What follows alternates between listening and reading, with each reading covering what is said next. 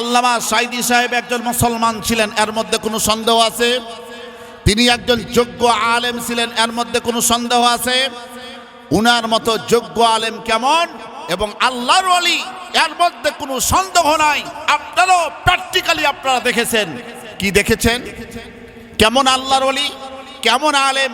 উনি লাগাতার 5 দিন পর্যন্ত প্যারেড ময়দানে কোরআনের তাফসির করেছেন। কোরআন বিল কোরআন, শুধু কোরআন থেকে তাফসির করেছেন। ঠিক না বেঠিক?